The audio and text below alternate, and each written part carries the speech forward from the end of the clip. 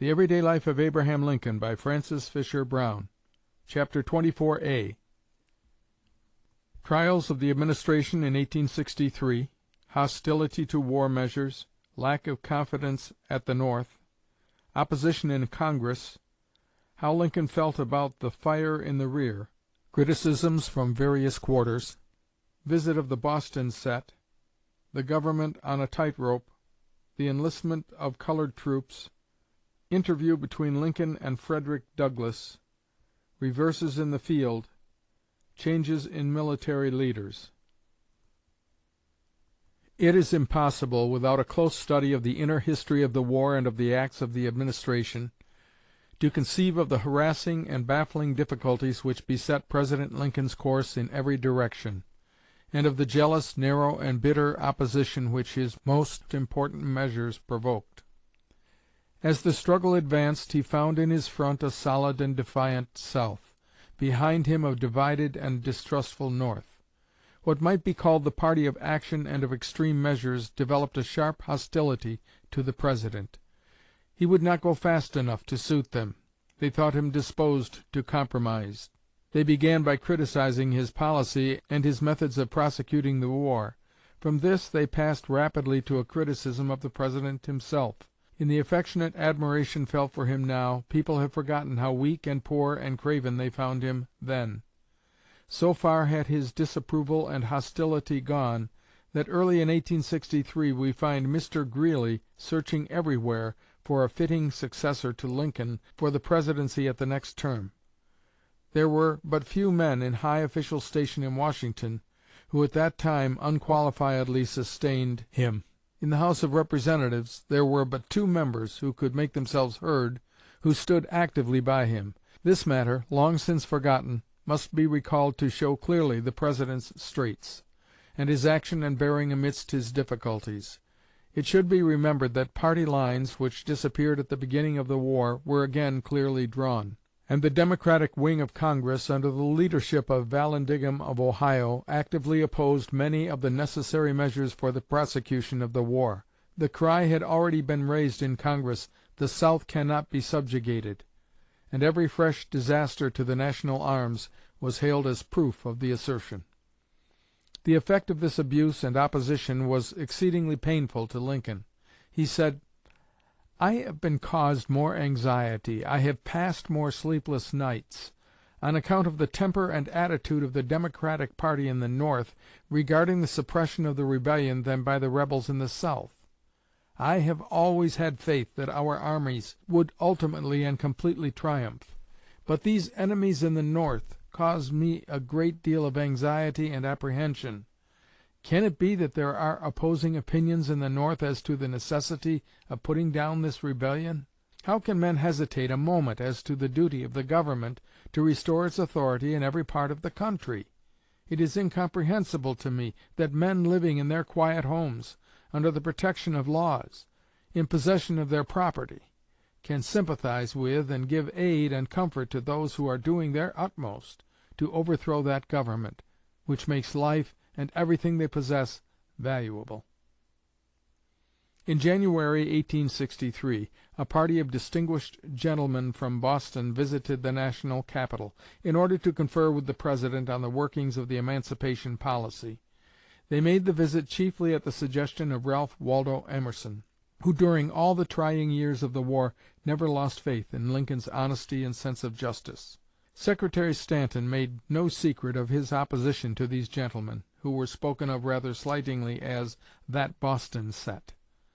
The Boston set were uncompromising abolitionists, and nothing would satisfy them but immediate and aggressive measures for enforcing the policy of emancipation. As it was the President's instinct to feel his way slowly in pushing on the great measures necessary to the safe guidance of the nation in its perilous crisis, they were naturally dissatisfied with his conservative methods and tendencies.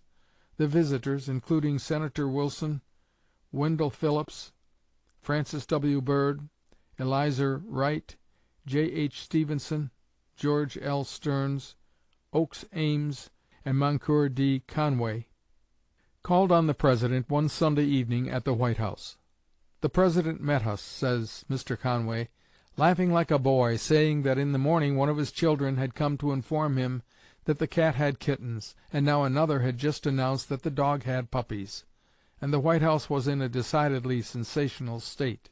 Some of our party looked a little glum at this hilarity, but it was pathetic to see the change in the President's face when he presently resumed his burden of care.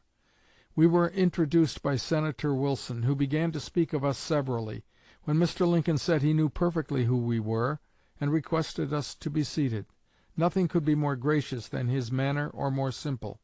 The conversation was introduced by Wendell Phillips, who, with all his courtesy, expressed our gratitude and joy at the proclamation of emancipation, and asked how it seemed to be working.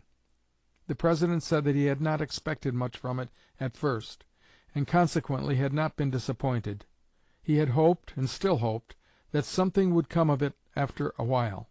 Phillips then alluded to the deadly hostility which the proclamation had naturally excited in pro-slavery quarters, and gently hinted that the Northern people, now generally anti-slavery, were not satisfied that it was being honestly carried out by all of the nation's agents and generals in the South. "My own impression, Mr. Phillips," said the President, "is that the masses of the country generally are dissatisfied chiefly at our lack of military successes. Defeat and failure in the field make everything seem wrong." His face was now clouded, and his next words were somewhat bitter. "Most of us here present," he said, "have been nearly all our lives working in minorities, and many have got into a habit of being dissatisfied." Several of those present having deprecated this, the President said, "At any rate, it has been very rare that an opportunity of running this administration has been lost." To this Mr. Phillips answered in his sweetest voice, "If we see this administration earnestly working to free the country from slavery and its rebellion, we will show you how we can run it into another 4 years of power." The President's good humor was restored by this, and he said, "Oh, Mr. Phillips, I have ceased to have any personal feeling or expectation in that matter. I do not say I never had any, so abused and borne upon as I have been." On taking our leave, we expressed to the President our thanks for his kindly reception, and for his attention to statements of which some were naturally not welcome. The President bowed graciously at this, and, after saying he was happy to have met gentlemen known to him by distinguished services, if not personally, and glad to listen to their views, added, "I must bear this load which the country has entrusted to me as well as I can, and to do the best I can with it." To another self-constituted delegation, this time from the West, who called at the White House one day, excited and troubled about some of the commissions or omissions of the administration, the President, after hearing them patiently, replied, "Gentlemen, suppose all the property you were worth was in gold, and you would put it in the hands of Blondin to carry across the Niagara River on a rope. Would you shake the cable, or keep shouting out to him, 'Blondin, stand up a little straighter, Blondin, stoop a little more, go a little faster, lean a little more to the north, lean a little more to the south'? No. You would hold your breath as well as your tongue, and keep your hands off until he was safe over. The Government is carrying an immense weight. Untold treasures are in their hands. They are doing the very best they can. Don't badger them. Keep silence, and we'll get you safe across."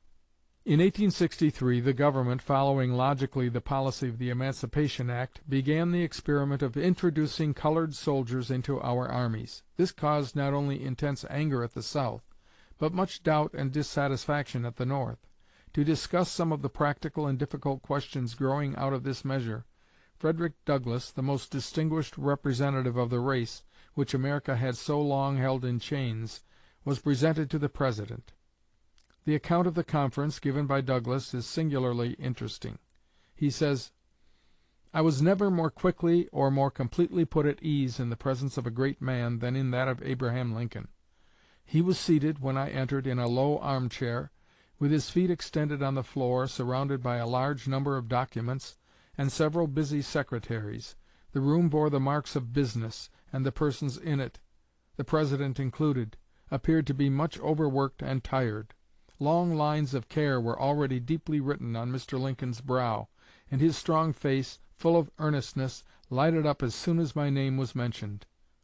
As I approached and was introduced to him, he arose and extended his hand and bade me welcome. I at once felt myself in the presence of an honest man, one whom I could love, honor, and trust, without reserve or doubt. Proceeding to tell him who I was and what I was doing, he promptly but kindly stopped me, saying, "I know who you are, Mr. Douglas.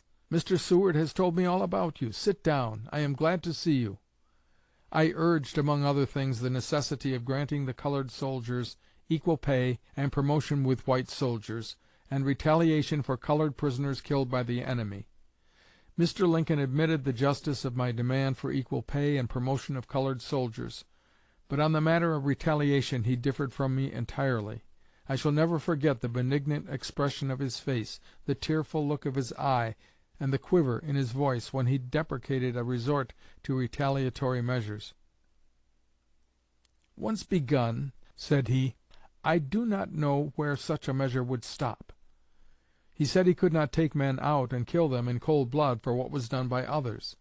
If he could get hold of the persons who were guilty of killing the colored prisoners in cold blood, the case would be different, but he could not kill the innocent for the guilty. Afterwards we discussed the means most desirable to be employed outside the army to induce the slaves in the rebel States to come within the Federal lines. The increasing opposition to the war in the North, and the mad cry against it because it was being made an abolition war, alarmed Mr. Lincoln, and made him apprehensive that a peace might be forced upon him which would leave still in slavery all who had not come within our lines. What he wanted was to make his proclamation as effective as possible in the event of such a peace. He said in a regretful tone, "The slaves are not coming into our lines as rapidly and numerously as I had hoped." I replied that the slaveholders knew how to keep such things from their slaves, and probably very few knew of his proclamation.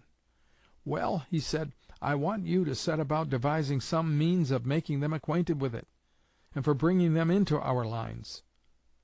What he said showed a deeper moral conviction against slavery than I had ever seen before in anything spoken or written by him.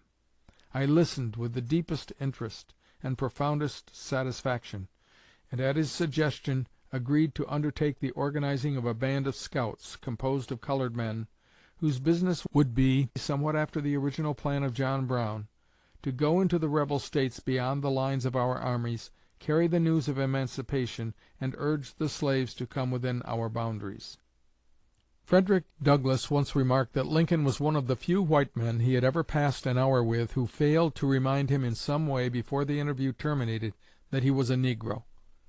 He always impressed me as a strong, earnest man, having no time or disposition to trifle, grappling with all his might the work he had in hand.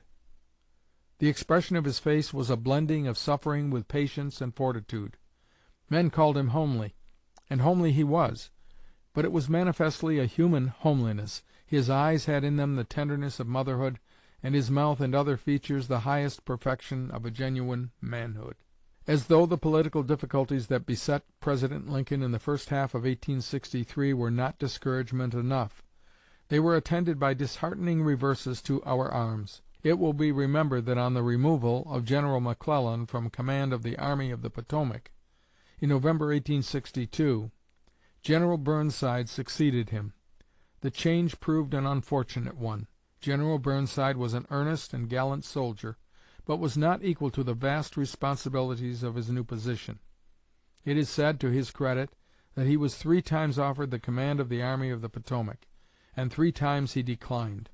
Finally, it was pressed upon him by positive orders, and he could no longer, without insubordination, refuse it. In addressing General Halleck after his appointment, he said, "Had I been asked to take it, I should have declined, but being ordered, I cheerfully obey." After his fearful defeat at Fredericksburg, December 13, 1862, he said, "The fault was mine. The entire responsibility of failure must rest on my shoulders." By his manly and courageous bearing and the strong sincerity of his character, he retained the respect and sympathy of the President and of the country. He immediately retired from command of the Army of the Potomac, which, under his brief leadership, had fought the most bloody and disastrous battle in its history.